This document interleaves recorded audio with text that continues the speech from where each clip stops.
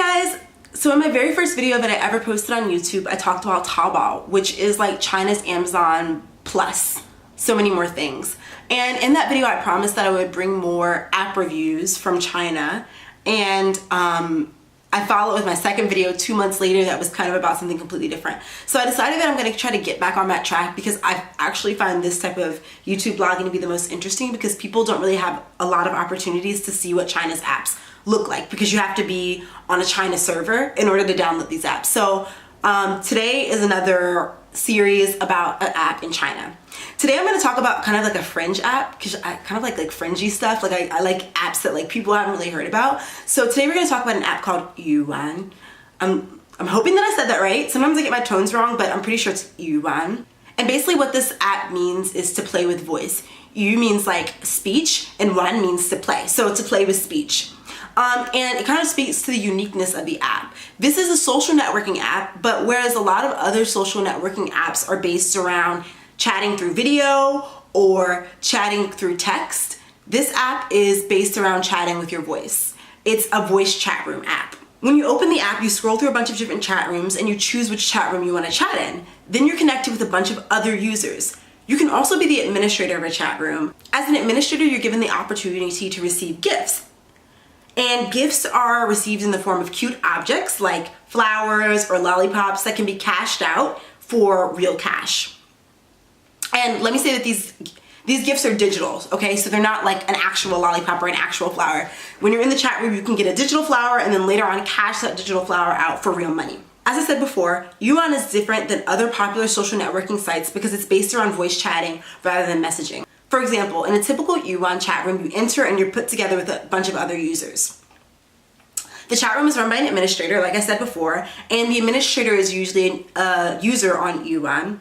Sometimes you enter and the administrator is playing music or playing a music playlist, and he or she will invite other users to comment on the music that he or she is playing.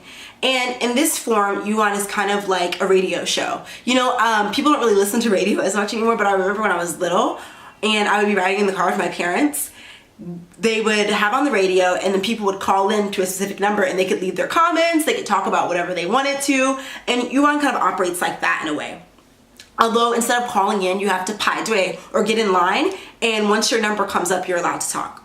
Yuan seems kind of simple as a concept, but it's actually led to a lot of really interesting and creative chat rooms. So one time I was like playing on Yuan, I was just exploring, I wanted to see a little bit more about what it was about. And I logged in and I happened upon a dating show. And it was really interesting because Yuan does have this one function where you can do video. So there was this really pretty girl who was kind of like videoing and chatting about herself. And she was calling up other users in the chat room to speak and say why they should date her or why they wanted to date her. So in that way, it acted like a dating show that was entirely based around voice. The only person's video that you could see, of course, was the administrator, and then everybody was kind of chatting in. And it was funny to see like the way that some guys are talking about themselves. Everybody was talking about how tall they were, which you'll kind of see if you ever date in China. Like a big thing that people ask, especially if you're in online dating, is how tall are you and how much do you weigh? And people like that isn't considered a inconsiderate question. It's like considered just like something that you need to know. So there are even a few chat rooms on Yuan that are based around pillow talk and ASMR, which is technically considered kind of illegal, but people find ways around it. These chat rooms actually earn a bunch of money. So what you'll see on Yuan often is young girls, you know, not super young, like around my age and like a little younger, will use their chat rooms in Yuan or do ASMR in order to get users to give them money or to give them cash.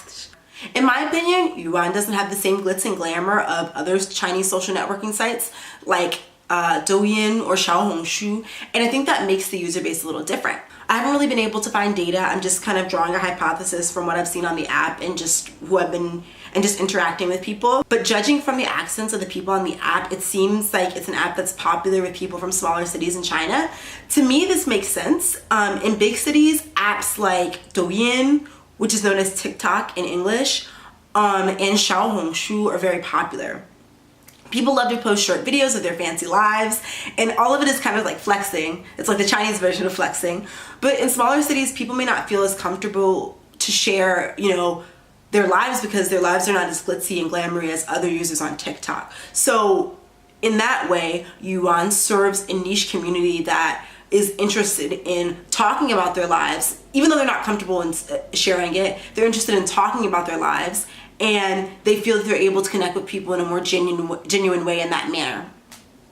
I also think that Yuan kind of speaks to the growing gender gap in China. Men outnumber women, and that gap is expected to grow in the coming years. And young men from smaller cities are constantly looking for love and struggling to find long-term partners. It's something that I've encountered. Like, I have a few male friends from a really small city in China, and they've talked to me about their dating woes and how like their girlfriends have left them to find richer men, and they find it really hard to find lovers. And I think on Yuan, this problem is glaringly true. Like, you can see how this problem is existing in China. There are a lot of lonely young men on the app in these chat rooms giving small gifts to women, just because you kind of want female companionship or just companionship in general. So I think that Yuan provides an outlet for people who want to connect but don't actually have time or money to physically be in a place or physically show off goods. And I think that that's something that's super necessary.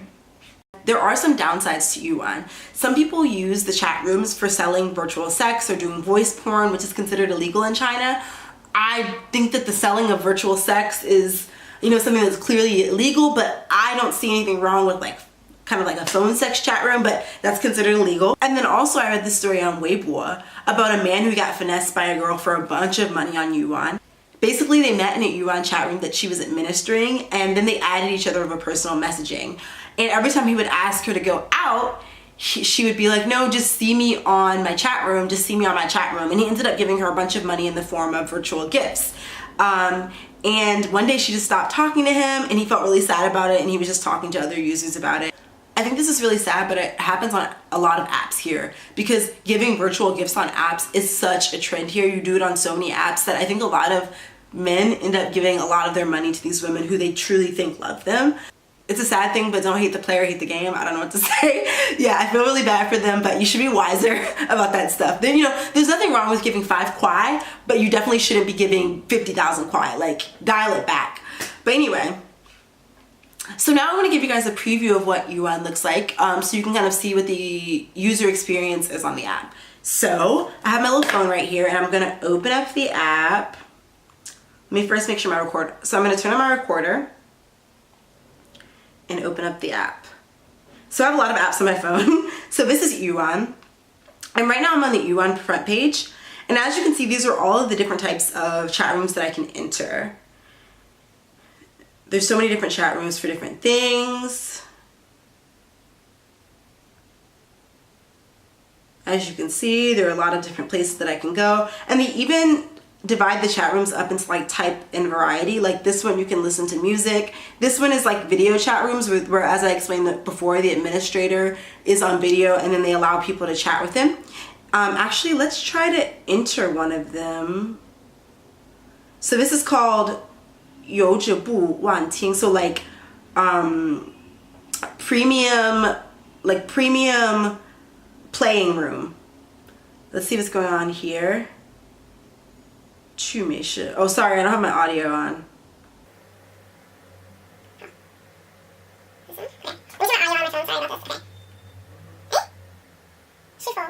So okay, I managed to get into the room and screen record it, but unfortunately you can't have sound on when you're inside of a room. So I can just kind of tell you what people are talking about.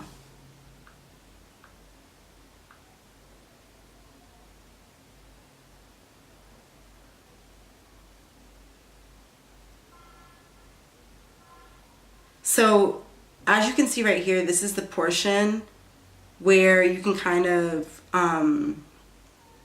this is the area of the room where you can put your comments. You can write in your comments. This is the area of the room where you can see like who's online and who's inside the room. It's a lot of people actually. And this is where you can see the people who liked the room.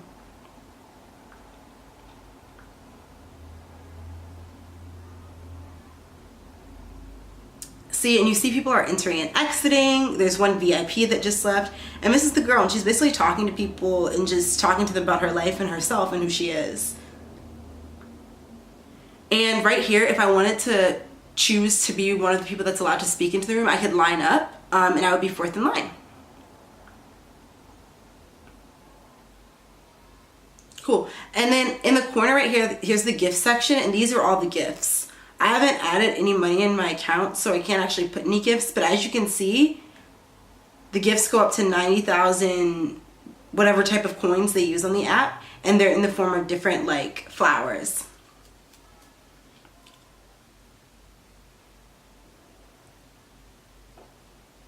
Cool. So this is what the room looks like. And then I want to show you guys, I don't actually, even though I have a profile on the app, I don't actually use it. It connects directly with your WeChat, so I was able to sign up for it relatively easy. So I have a profile, but I don't use it. So this is what my profile looks like. As you can see, there's nothing.